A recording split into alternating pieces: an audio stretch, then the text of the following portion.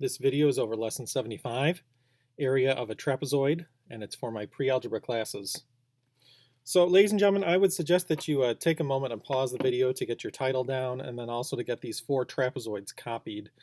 Make sure that you count the spaces that I use so that you're making them the same shape that I did. All right, we're going to go ahead and start taking a look. So I want to talk about the names and the measurements of a trapezoid. So what makes a trapezoid is the fact that it has one pair of parallel sides, and then the other pair of sides are not parallel. So the pair of parallel sides, those are going to be our bases. So as I look at this first trapezoid, it's the top and the bottom that are parallel to each other. And so these are going to be my bases. However, unlike what we do with parallelograms or with triangles where we just label the base as B, I can't just label it B because these lengths, these bases, are not the same length. So what we do instead is we go B and then we give a subscript, B sub 1. And so we'll call that then the first base. And so then the second base will be B sub 2. Likewise over here, again, it's the top and the bottom that are the two parallel sides. This is an isosceles trapezoid in that the non-parallel sides are congruent, but the parallel sides will never be congruent. So again, B1, B2, B sub 1, B sub 2. Over here, it's the left and the right sides that are parallel. So we could call this B sub 1, we call that B sub 2. And then finally, in this fourth one here, again, it's the left and the right that are the parallel sides. So it's very important to start that you correctly identify what your bases are. Are your bases the two that are going left and right, or the two that going up and down? Where are your pair of parallel sides? Now the other two sides don't really have a special name, they're really just sides. So in this case, we might call this one S sub 1, we might call this S sub 2, because again, they're different lengths. So the first side and the second side. Got the first base and the second base, the first side and the second side. Isosceles trapezoids are special because, again, remember these marks mean that these two sides are congruent. So this means that actually this is the same length as that, and so we could just call those sides, just S without a subscript. Likewise over here, my sides have different lengths. So S sub 1, S sub 2, and then same thing over here, S sub 1, S sub 2. Now, ladies and gentlemen, the thing though about finding area is area requires two perpendicular measurements. We got to find a right angle being made. So just like you would do in a triangle or in a parallelogram, we need something parallel to our bases in order, or excuse me, not parallel, perpendicular to our bases in order to find the area. So when I look over here at this trapezoid, there's my bases, and this side right here actually is already perpendicular to both bases. So this actually can become what we are used to calling the height. So it turns out in this trapezoid, S sub 2 is also the height. For our isosceles trapezoid, neither of these two sides are perpendicular to the bases. So therefore, what we've got to do is we have to draw in, measure in, a perpendicular measurement to both bases, and that would be my height. Likewise with this one, however, this time since my bases are going up and down, my height will have to be going left and right. So that would be my height. Alternatively, we can extend a side and then make a right angle if we need to. That is another way of identifying a height, this time outside of the figure. So that is something you may see from time to time. And then finally, in our last one here, side 2 again is perpendicular to both bases. That could be my height. So we've got two bases of different lengths, and to find the area, we have to find a perpendicular measure between them, the height. So, ladies and gentlemen, to find the area, it's actually a lot like the area of a parallelogram. I'm going to just slide this down here and look at my dry erase board. So area of a parallelogram, remember, is A equals BH. The trouble here is I don't have just one base anymore. I've got two of them. So actually what we're going to end up doing is we're going to end up taking both bases and adding them together. But the trouble then is it's no longer really like the parallelogram anymore. Okay, if you just had B plus B, that'd be too much. So this is going to be too much. So to modify that, to make up for that, we're going to divide it by 2. Now if you look at this, hopefully you recognize what we've just done here. We've added two numbers up and then divided it by 2. We are finding the average of the bases. And then we will take that and multiply it by h. Now typically we clean this up a little bit and just make it a little more linear instead of going up and down and then over. And so the formula that we're going to be going with here is we're going to turn this divide by 2. Dividing by 2 is the same as multiplying by 1/2. So we're going to take 1/2 and multiply it by the sum of the bases, so that's still my average, and then multiply it by the height. So let's go ahead and get that into our notes. So area of a trapezoid, A equals 1/2 times the quantity B sub 1 plus B sub 2 times h. So just remember, I'm going to put a little dashed line here, dashed box I should say, around that. Remember that this is the average. Hopefully you do a better job of spelling that the first time than I did. The average of the bases. It's the average of the bases times the height. And then since this is our formula, let's go ahead and grab a highlighter. I don't really care what color you use because we're just going to put a box around this. So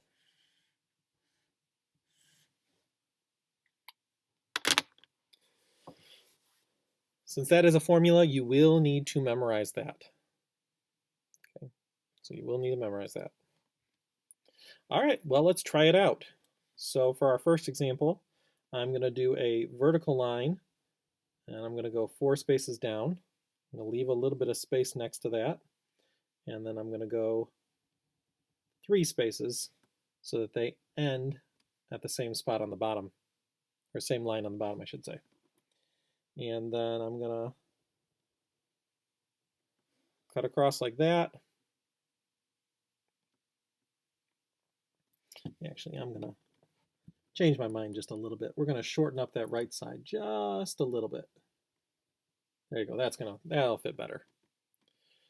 All right, so here we go. We're going to make this right here 12 inches. We are going to mark this as being perpendicular. We'll make that 3 inches. We're going to come up here and make this slanted side here 5 inches and make this here 8 inches. So go with the formula. Area equals, first thing in the formula is 1/2, write it. Then parenthesis, write it. B sub 1 and B sub 2, it really doesn't matter which one's which, just as long as you have both of them. Since we're adding them, it doesn't really matter what order. I'm going to go just what's natural to me. It's natural for me to go from left to right because that's how we read. So I'm going to go with 12 inches for my B sub 1 and 8 inches for my B sub 2. But you could just as easily have 8 inches plus 12 inches there. And then finally, I'm going to multiply that with the height. And since I've got units and I've already got a set of parentheses and whatnot, I'm just going to express my multiplication in parentheses here. So the height, it has to be perpendicular to both of the bases. So is there a measurement here that is perpendicular to both 12 inches and 8 inches? Sure it is. So 3 inches is my height. Now, ladies and gentlemen, I'm going to give a word of caution here. You have learned about the distributive property, and we certainly could use it here. But one of the big errors that I see students make at this point with distributive property is dropping the parentheses a little too soon. So, and what I mean by that, and I'm going to get that space back there. What I mean by that is, let's say I have 1/2 times 12 plus 8 times 3. I'm going to just look at the numbers for right now. So we certainly could distribute this 1/2 in. So half of 12 would be 6, half of 8 would be 4, and then we'd have this 3. And this is the mistake that I see a lot of pre-algebra students make. You're just getting used to the distributive property. You're still figuring out the ins and outs of how it works and how it doesn't work. And so this would be wrong. This would be wrong because yes, you are distributing this in, and yes, when you use the distributive property, we usually drop the parentheses. The trouble here is you still have that 3 that's being multiplied with this whole thing. So this 3 isn't just multiplied with the 8. This 3 isn't just multiplied with the results from the 8. This 3 is being multiplied with this whole quantity, which means because of that 3, we would actually have to keep the parentheses there. Now you could then do a distributive property there and distribute your 3 in. And so then I'm going to end up with 18 plus 12. But honestly, ladies and gentlemen, I wouldn't bother with the distributive property on problems like this. I would just use the order of operations. Generally speaking, it's just usually going to be easier. Now it's up to you what method you want to use, as long as what you do is accurate and you show your work, it's okay. So I'm going to line up a new equal sign with my old one. Again, I'm just going to do order of operations here. So I'm still going to have my 1/2. I'll do my parentheses. So 12 inches plus 8 inches gives me 20 inches. And then that's going to be times 3 inches. At this point, it's all multiplication. We can do it in any order we want.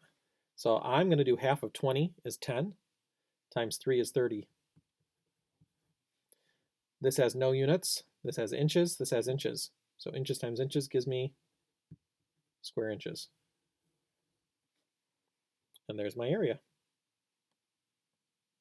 And again, hopefully you see that just following the order of operations on here is much easier. Really, the distributive property, you want to save that for when you have a variable and then you distribute in to remove the parentheses. Since I don't have a variable here, I can just simplify that and then do it like normal. So I wouldn't recommend the distributive property. All right, we're going to keep moving here. So for our next example, go ahead and give me a horizontal line. And then to the best of your ability, I'd like you to give me 2 congruent segments that are about at the same angle going out from that segment. And so we're going to make this an isosceles trapezoid. And we'll make this 7 centimeters up top. We'll make this 10 centimeters on bottom.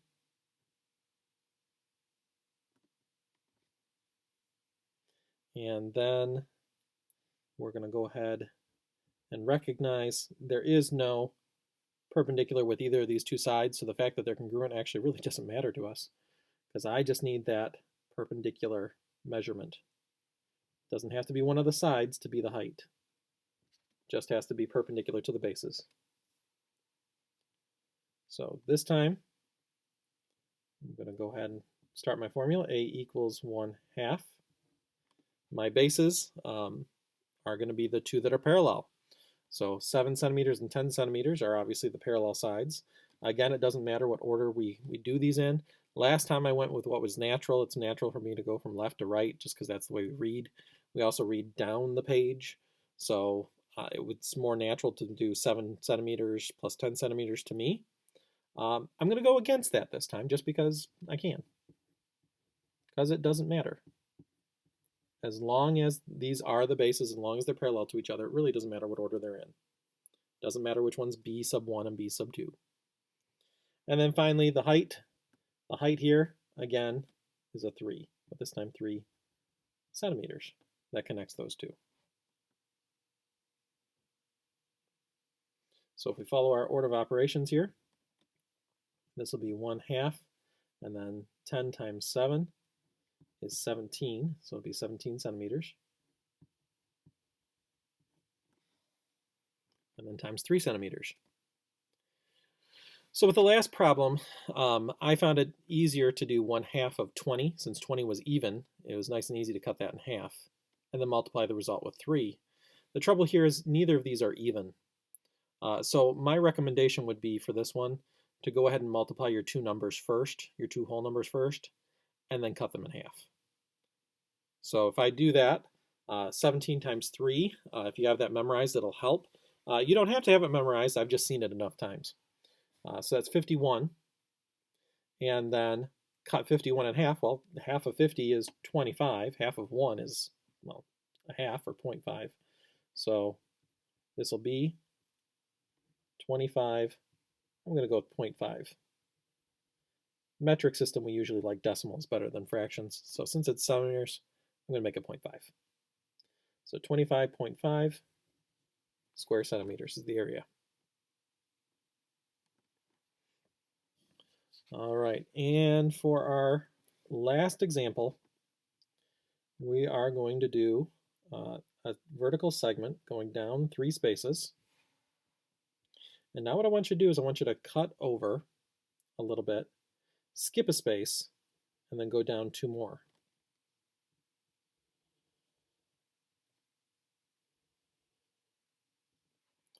So a little unusual for a trapezoid. We don't usually see them like this.